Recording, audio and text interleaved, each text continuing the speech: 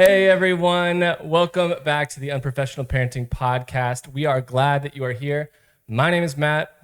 And I'm Lainey. And today we are going to talk about something that maybe you don't typically think about when we say foster care, and that is what it does to your marriage. Right, because we're not just foster parents, we're also a married couple. We are. You and I have been married for a couple years.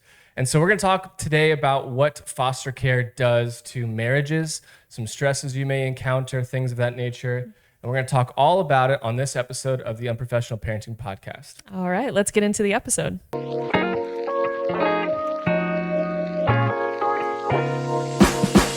Welcome to Unprofessional Parenting. We're your hosts, Matt and Lainey.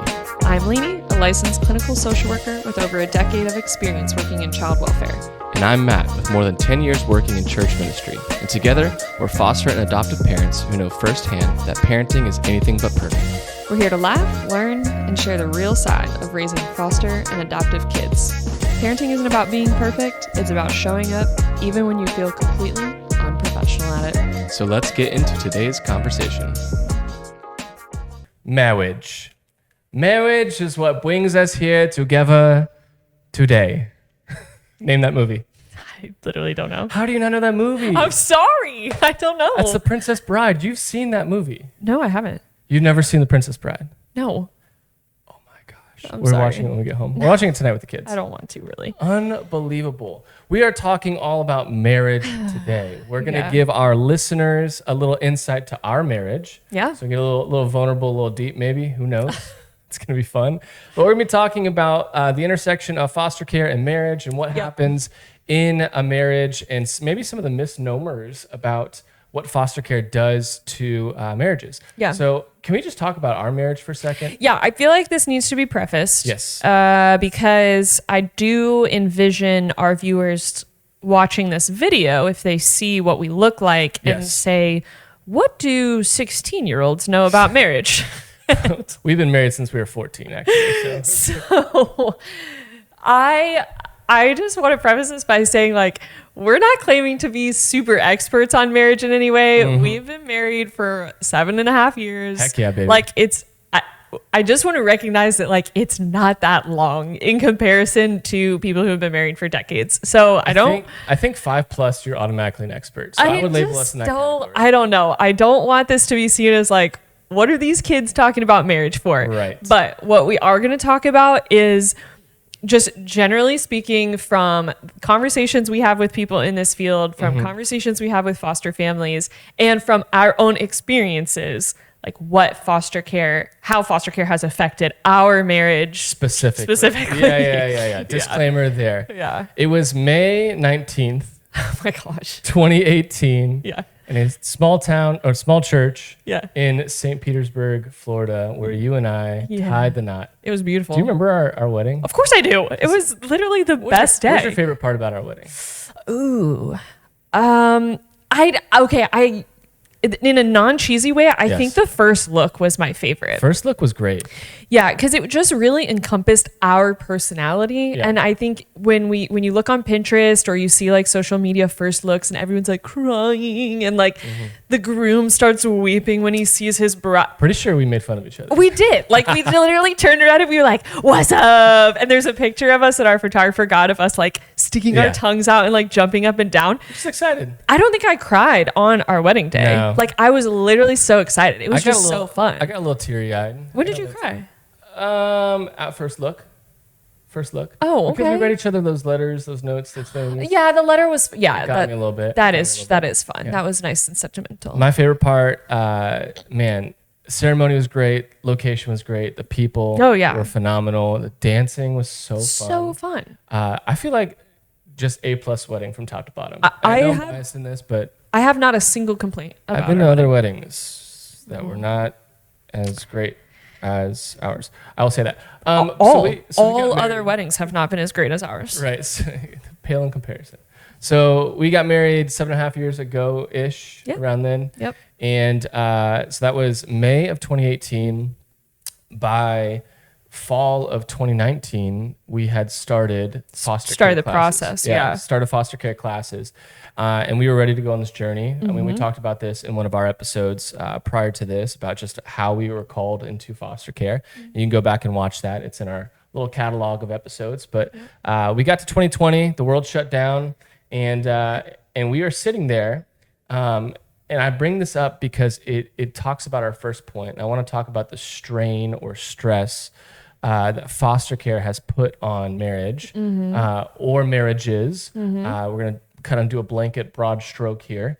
But our marriage in specific, I remember the night before we got our first kids in our home. And I remember you were up in the bed. I was kind of sitting down, probably doom scrolling on social media of some sort, typical. And you had an emotional moment. Yeah, I think I was crying. Talk about that for a second. Yeah, I do remember that. I think I was crying because it was the last day of April, because the May 1st is when the girls moved into our home. Yep. Almost 2 years to our wedding anniversary, which is crazy. Yep. And I just remember crying and thinking, like having this existential moment of thinking our lives are never going to be the same again after this. You vocalized that. I said that out loud. Yeah.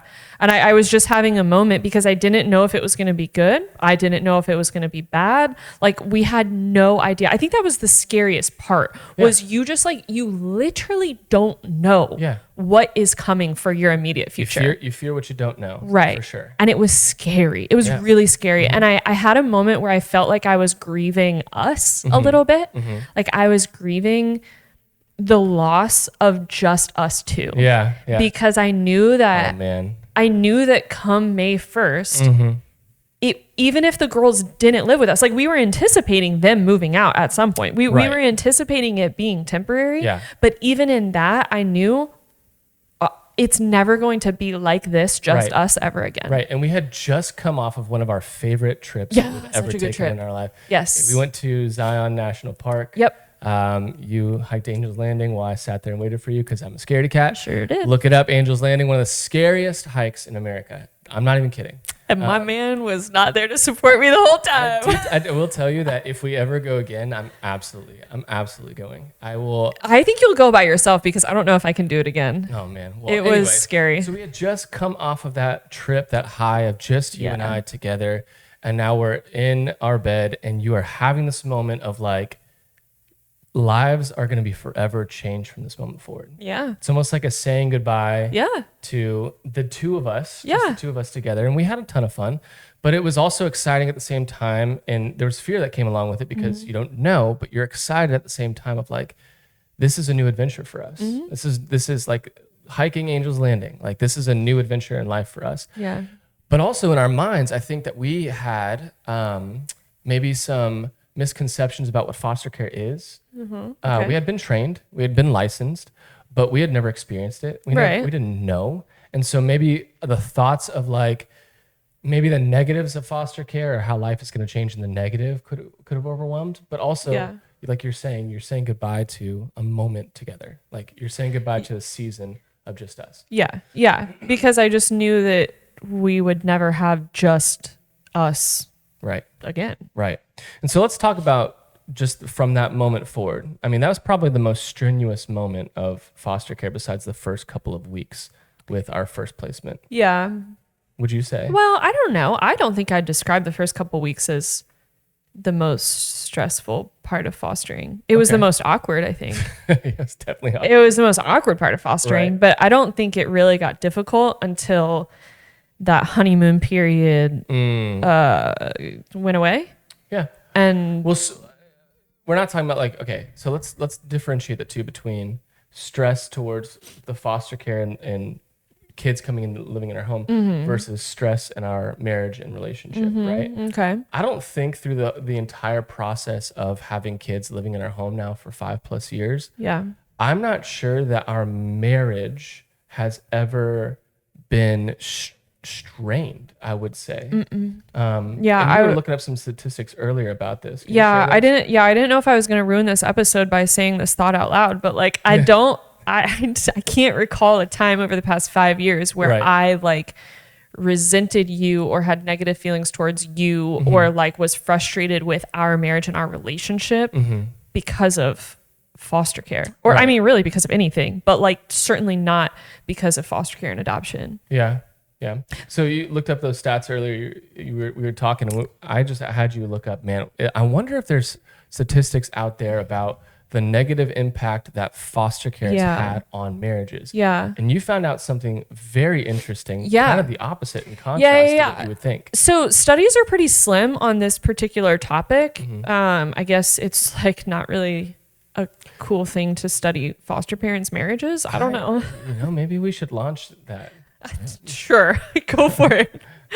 I don't want to do a study of any kind, but research. Yeah. So, but what was said, there was an acknowledgement that obviously foster care brings an added stress to the home environment. But there was a study out of Oklahoma that I thought was really interesting. The hypothesis going into this study was that foster care had negative impacts on marriages. Right. So we're walking in, you're likely thinking if you're adding this added stress to your marriage, it's going to be one of those things where like it pushes you to the brink of hating each other, being angry with each other, resenting each other, ultimately divorce, things of that nature. So we were looking up trying to find statistics on that. Yeah. And so what came out of this study was there was an acknowledgement of the pretty extreme stressors that foster care brings into your home and your life and your family dynamics. But in this study, foster parents actually reported that foster care strengthened and enriched their marriage in ways that they don't believe would have been enriched if they had not been doing foster care. That's so crazy. It is. Because you think the opposite is true. Yeah. Right? Yeah. Why do you think that is? Well, talk about it from our personal experience. Yeah. So, I mean, the generality here that we all need to recognize is that stress is good. So we talk about this in studying social work. This was talked about in our classes all the time. Like, you need some sort of stress in your life in order to build resilience and strength and growth. Yeah. Like, stress is a good thing, but it's that balance, right? You don't want too much stress because then you become overwhelmed, but you also don't want no stress because then you have nothing to strengthen yourself and to learn and to grow. Right. So I feel like that is what we have seen in our marriage a lot, is that when we have times of stress, like there is a trauma trigger happening, there's something really horrible happening on the case, we are confronting just like the demons of foster care, the foster care world. Yeah. We have taken that, and in our discussions and our conversations and us trying to problem solve it together has brought a deeper connection and a deeper strength to our relationship that I'm not sure would have been there if we hadn't been encountering these stressful moments. Yeah. No, I love that. And I think you're right. First of all, I think you nailed that. Congratulations. Of course I am. Putting your finger on the pulse of everything foster care. Good for you. But I would say, I would agree with that of like, we have encountered stressful situations and circumstances in our foster care journey. Of in our course. adoption journey. And we have faced situations where we felt like we were the smallest, weakest individual, a party of this circumstance. Yes. We have felt things at the end of the day where we're like, man, that caught us so off guard. Yeah. I don't know how to react. I don't know what to say. I don't even know what my next plan of action is. Yeah. We faced things where we knew that we had no say in what was to come and no way of forging the future that we personally think is the best outcome for the situation. We faced all of those things, and those are all strain and stress. And as foster parents out there, you have felt it too. We know you have as well. And prospective foster parents, buckle up because it will come. Now, how you handle those moments, I think, is key. Yeah. You'll face some of the struggles. So could you maybe talk about personally one of the struggles that we've faced that has caused strain in the situation, but maybe not strain in our marriage? Yeah. Like, Okay. So I think of a couple different examples. First one I'll throw at you is what you just referenced of when you're in a situation that you have absolutely no control over. Yeah. It's the like worst. no How much control. do you love being in those positions? Oh my gosh. Avoid at all costs. I am an absolute control freak. It is I recognize it's a trauma response in my own life. I've been in therapy for it for many years. Like We're working on it. but for me, like I know that if I am not in control of a situation, I can't predict the details. I can't control the details. Like it brings extreme anxiety to me. And one of my favorite memes that I've seen is like, I'm a super go with the flow person. Like as long as you tell me what the flow is, like As long as I got a plan for the flow. as long as you tell me exactly what's happening, Right. I'm good. My personal meme is that dog drinking coffee at a table and there's a fire Yeah. all around and he's just saying, it's okay. It's everything's fine. It's That's fine. literally- It's literally fine. That's me. Yeah. So when we think about the moments that we haven't had control, and this isn't just like, oh, well, you didn't get to like pick what food you wanted for dinner tonight. No, this is the type of control that's like, there is an individual who is actively bringing harm to a child. And there are other individuals, adults, who are making decisions that allow this child to continue being hurt. Yeah. And we were living with that child or children, watching them absolutely crumble. Like watching our child on the ground, bawling, crying, nightmares at night about being murdered, right? Like this is real stuff. Watching a child absolutely Lose it. lose it in front of you because of how hurt they are and how traumatized they are by a situation. And it's like, for those of us who are healthy, sober-minded thinking adults, and especially those of us who have like the command of God on our life to protect vulnerable children. When I'm standing in a situation where I'm watching a vulnerable child hurting, and there's nothing I can do to protect them in that moment, like the disgusting feeling of not being able to control those moments, I think is what put strain on us personally. But then to answer your question about like, so what does that do for our marriage, right? Like, how do we take those moments back and how does it affect our marriage? Yeah. Like, what did you see in those moments as far as our relationship was concerned? Yeah. And I think that specific situation brings up a good point of like, maybe a common struggle you may face as a foster parent is like, I need you to do more, or like, I need you to like, you're not doing what you should be doing as a foster parent. This could happen in parenting just in general. Yeah. Like, I need you to be doing more. I need you to be connecting more. I need you to be doing this, all this other stuff.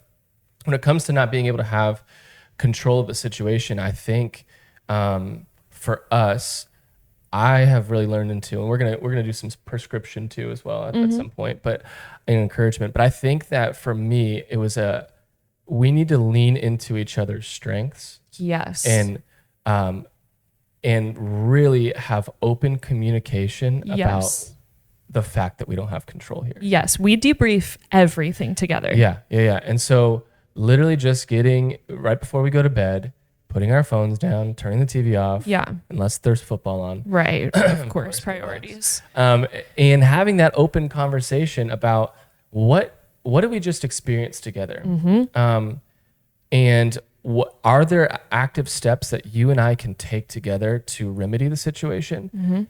And if there's not, realizing that we don't have the power, like working that out together, having that communication of like, we can't do anything right now. We can't speak into anything. We can't direct people and their thoughts and judges' orders and court orders and things of that nature. What we can do is be there for the kids that are in our home. We can be there for each other, and we can highlight each other's strengths of like, you're super good at organization and you're a go-getter. I'm super good with connection, apologies, forgiveness, and walking through situations like that. And let's tag team this together as foster parents and lean into the situation best that we can. Yes. Not trying to take control of it, but trying to work our way around what's the best and realizing ultimately, we're not in control of this, period. Right. We don't hold the future in our hands. Right. Yeah. You brought up such a good point.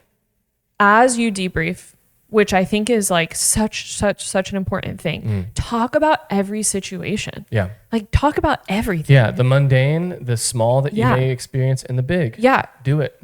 Like process everything. And I can hear probably the men right now saying like, well, I don't really like talking about things. I'm not a verbal processor. Well, learn how to become one. Oh, and here's the thing. You're not just describing the situation and figuring things out, but you are sharing what it's done to your heart and your mind and what you're feeling and your emotions in the moment as well. Yes. That is super key. Yes. Super key. So you are processing out loud with your spouse what you're both experiencing or what you just witnessed together.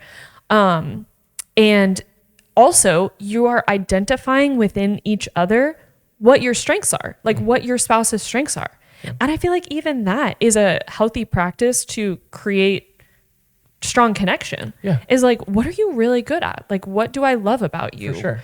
And then in also the other side of that coin is also being aware of where your spouse might be uncomfortable or where your spouse might not have a strength, and not taking that to use against them, not taking that with resentment, but knowing that, they may need extra support in that area, or they may need extra encouragement, or you may need to step into that space where they don't feel comfortable. Yeah, and I think one of the things that you got to avoid at all costs, and this may be a struggle that you may face as a foster parent or prospective foster parent, this may cause strain, and we'll kind of move the dialogue here in just a second, but getting mad at each other too, for like being angry with the things that you do. Wait, are you encouraging? Wait, what are you saying right now? No, I'm saying this may be a struggle. Oh, okay. We're diagnosing the struggles that you may face. We don't advise you getting mad at each other. I wouldn't. I mean, there's some times where I think, I'm just kidding. Don't ever get mad at each other. But like, I don't. You're gonna be faced with a situation and a tension point, and I think that, man, Satan works in ways in families like this all the time. Of like being resentful and angry with the way that your spouse handles a situation. Do you want an example? Yeah. Here's an easy place where we could have allowed resentment to come in. Foothold, get a foothold. Give me a 30-second example. So you and I relate to our kids very differently. Yeah. Very, very differently. I tend to take more of the like harsher approach, like black and white, disciplinarian. You take a much more relational approach. Yeah. And also it has been a lot easier for all of our kids to relate to a father figure on a deeper level than it has been for them to relate to a maternal figure. Yeah. And so there have been moments in our marriage where I have felt that resentment start of like, why do our kids seem to like you so much more? Why are our kids so much more comfortable with you? And then like, it would point out my own, what I feel like are my own flaws and my own insecurities. And the importance of talking that out loud with you of like, Matt, I'm really feeling this way. Yeah. Well, here's the thing. 5 years in, if we can flip this. Yeah. 5 years into foster care and adoption, and you're a black and white authoritarian. Our kids. Well, not authoritarian. Is that a negative word? Yeah. Okay.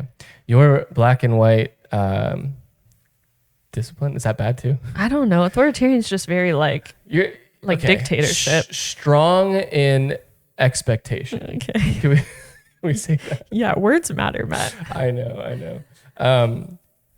But our kids respect you. Yeah, I think so. I think they respect you. My more relational approach I've been noticing lately of, I don't know if they respect me the way that they respect you. It's a different kind of respect. It's different. Yeah, it's different. And so that in me, I've gotten frustrated at our kids because I see them respond to me in my direction differently than they respond to you and your direction. Yeah. And your direction's met with a lot different response.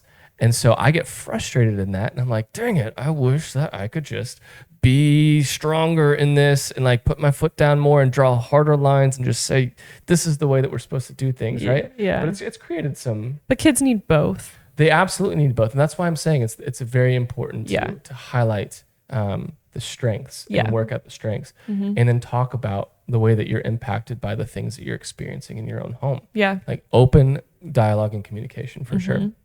Another struggle you may face, and this is just a general, and we don't have to talk about this very often or very long, but just the amount of stuff you have to do each week. Like biological family visits, court hearings, home visits with the caseworker, visits with your licensing specialist, your therapies, all of that. And it creates stress because you have to be in certain places. Now you can work out transportation and things of that nature, but at the same time, I mean, if you want a little bit of control in the situation, you got to be willing to do those things as well. Right. And so, sitting down and planning your week, your month is so important. You got the calendar for the fridge. You write on it and update it every week. Our kids look forward to reading it every week, which is so funny. Yeah. And they write little messages to each other. It's actually just me writing messages to everybody. But just having that space and the ability to be able to plan ahead, I think is so key. Yeah, I've said multiple times, foster care does feel like a full-time job a lot of the time because there is just so many expectations throughout your week, and so many things on court orders that you're expected to do. And you've just got a lot of people that want to see this kid all the time. And I don't think that's a bad thing. I think rightfully so. Yeah, the more people that have eyes on the kiddo that's in your home, I think the better. But yeah, it does feel like a full-time job, and that can cause its own issues. Yeah, like absolutely, just scheduling issues. Yep. But the more that you allow the stress of the situation to enter in to your marriage and your relationship with your spouse, I think is you gotta be able to compartmentalize that a little bit. Yeah, you've got to know that you and your spouse are on the same team. Same team. You're on the same stinking team, right? Go Bucks. You've got to on the Bucks. You've got to approach every situation together, knowing that you are teammates, you are a unified front, you've got to be on the same page. Right. And so if you start seeing your spouse as working against you, or you start working against your spouse, dunzo. Like bad news for your future. Very slippery slope. Yeah. Very slippery slope. All right. So we've talked about some of the common struggles and struggles that we've faced. Let's talk about what helps hold a marriage together. We don't have to talk about, we could talk about just generally what helps holding a marriage together, but let's talk about it from the foster care perspective of like what has helped hold our marriage together. Because I honestly will sit here before all of our audience today and say that I'm happily married. Of course. Like happily married. Like I enjoy being married in any of the seasons of life that I've been through so far. I'm very thankful that I'm married to you. Me too. So what helps create a healthy marriage? And I think in foster care, a lot of it goes to the health of your marriage prior to walking into a season of foster care. Talk about that for a little bit. Yeah, no, I totally agree with that. The foundation and health of your marriage before you ever get licensed is so important. Yep. So important. And that's not to say that you can't work on it now if you like are already in it. But one of my favorite things to tell newlyweds, and I think this is probably one of those pieces of advice where once I become a better Christian, I'll probably look back on this and be like, well, that wasn't very biblical. But I tell you can't say the one word, but continue. I feel like I can though. No, we had to put an explicit sign on it. Oh, really? You can't say that on the interwebs? Nope, you cannot. Please continue. You're an idiot.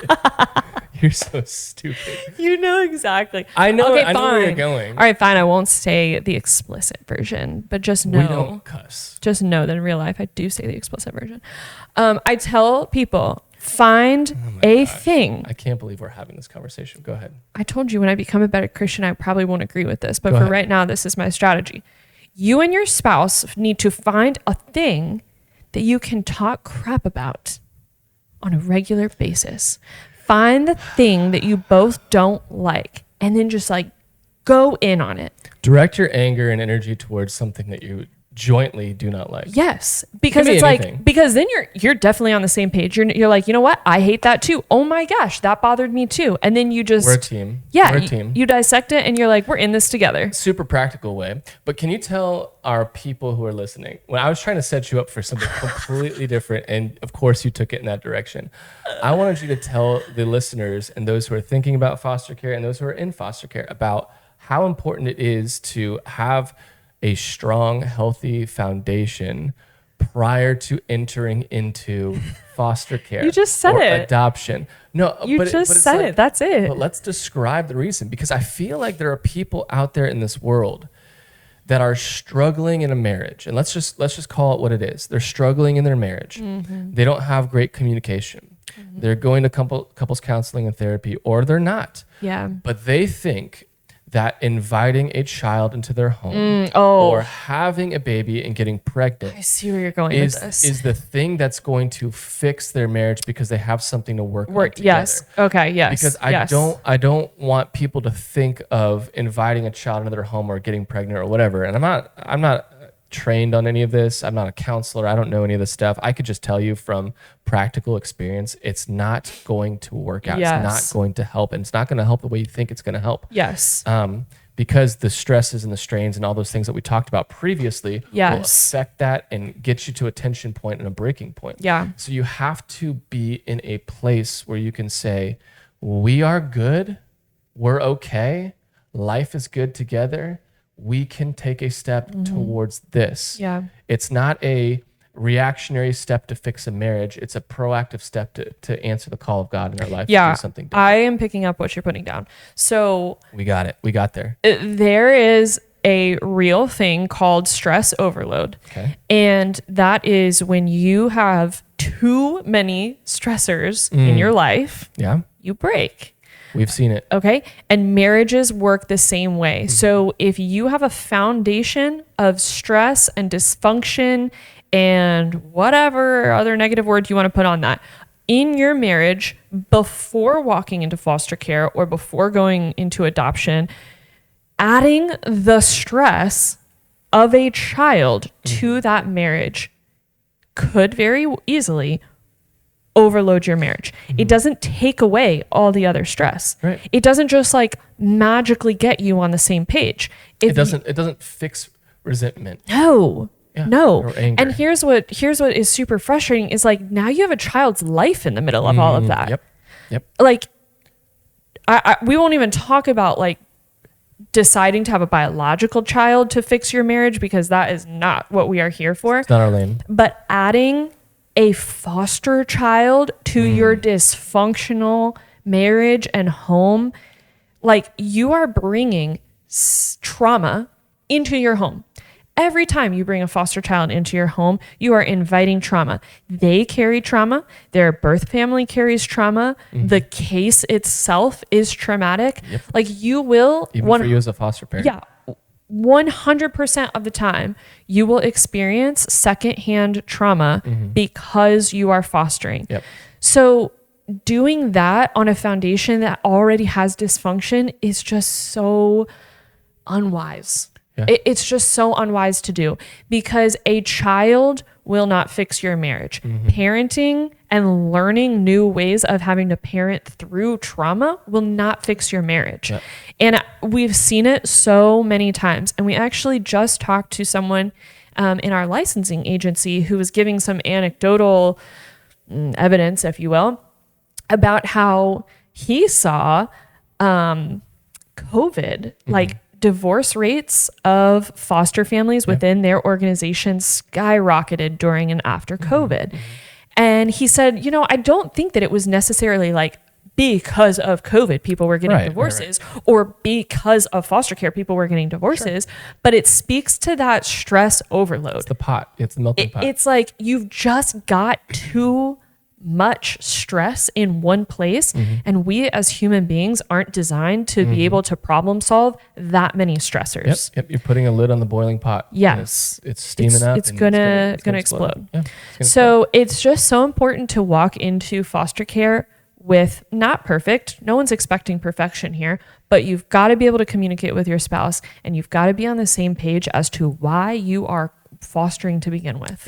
Yep. Clearly defining your why, your mission, your values, the things and defining those together, because you are a family. Yes. You are a family. And for us personally, what has held our marriage together as well is that the foundation that we chose to build our lives on is the foundation of the gospel of Jesus Christ. Amen. We sure did. And for us, that takes a lot of the stress out of, obviously there's still stressful situations, but it takes a lot of the onus of the future off of us, because we're trusting in something bigger than ourselves. We're trying to realize that we're part of a bigger story that is God's story, God's redemptive story for the world.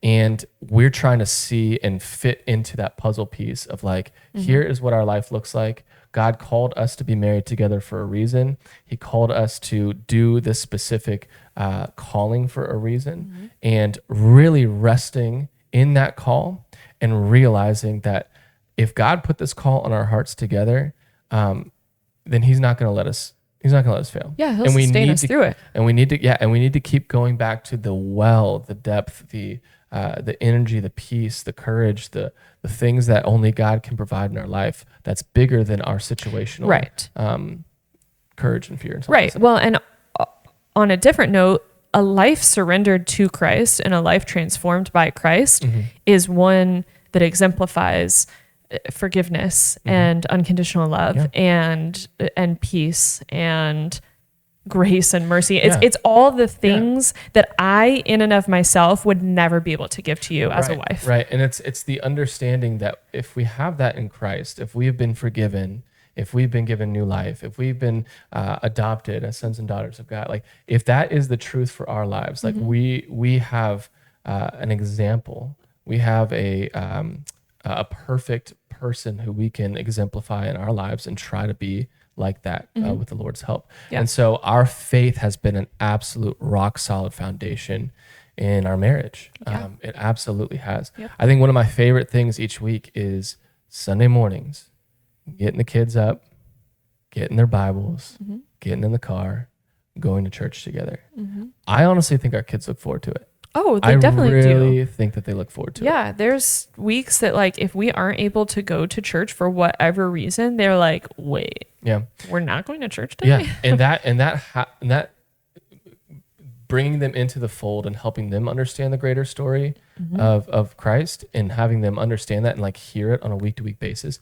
It honestly, I think it helps them with processing their own lives. Yes, it helps them. It helps with the stress that would be there from trauma and all those things. Now we still experience it, but it helps alleviate some of that because they're understanding that they're part of a bigger picture too. Yeah, I've read little essays that our girls have written in their high school applications, and one of the questions that has been asked of both of them, it's obviously separate years, is like describe a time in your life that was difficult and how you overcame that. Both of them wrote about, unprompted by us. I mean, I told them, I was like, this is your essay, I ain't writing it. Unprompted, they wrote about their experiences in childhood, coming from a traumatic home, and how God rescued them out of that situation, placed them in a home that taught them about Christ, and how God has a bigger purpose for their life and how they want to be used in the kingdom of God in the future because of what they've experienced. It's crazy. And that is like, obviously that is language we have used with them, but they are internalizing that. And in that, it helps so much in that healing process of them being part of a bigger picture here. Like we're all part of a bigger picture and a bigger story, and having that, like, it keeps the focus off of us. Like it helps fight against selfishness, and it helps fight against this narcissism that has overtaken our current culture and society. And I feel like the selfishness and the narcissism of our age is what is absolutely destroying relationships and individuals. So to be able to have something to fight against that, I feel like is a strengthener in and of itself for our marriage and our family. So, I mean, we talked a lot today just about strain that can come stress that can come. We've talked about common struggles that foster parents may face. We've talked about how our marriage has been healthy so far. Praise the Lord. And what we build our foundation on and things of that nature.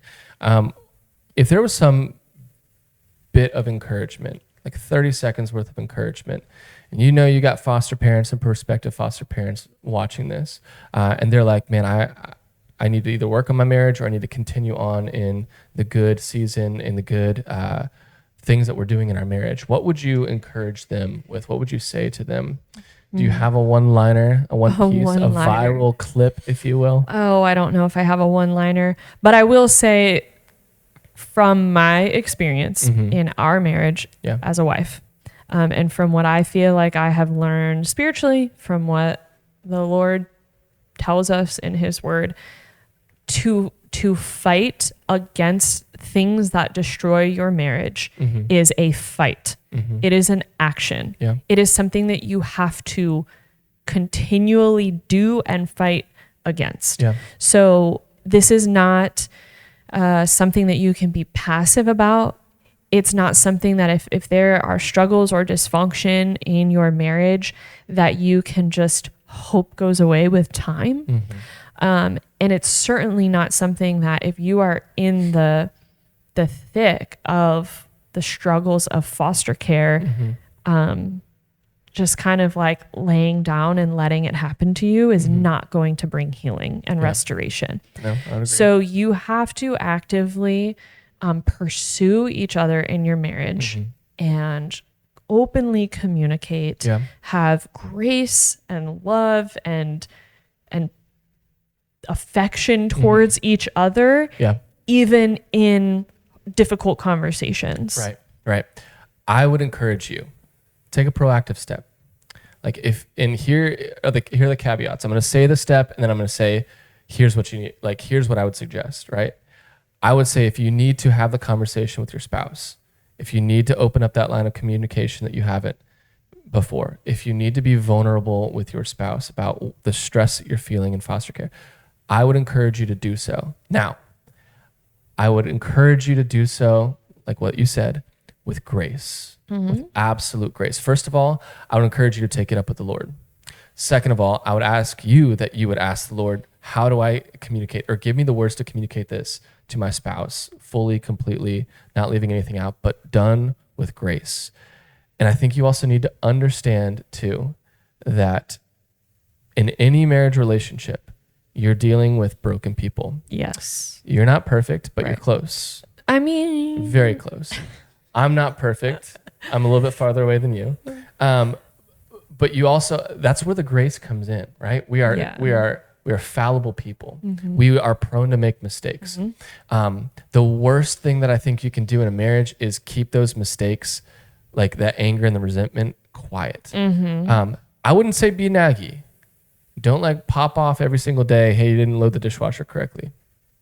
I'm just kidding. Anyway. I'm just kidding.